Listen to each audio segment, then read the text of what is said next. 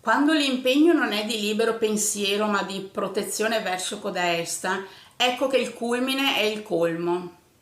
La goccia che fa il trabocco. Sconsolata vago nella dimora, con l'abisso che mi perpetua l'utente. Direttamente a casa mia egli si desta dal percuotere della pacifica sorte. Sortilegio fatto, incute il terrore colei che pensa diversamente. Infatti è contante che si modifica il percorso, ma uno resta in fede a ciò per cui ha intrapreso il volgere del capo. Gira il tornato qui si sente, nell'appartenenza di onora con ordinate coordinate. Liberi no, con impegno. Quella sepolta.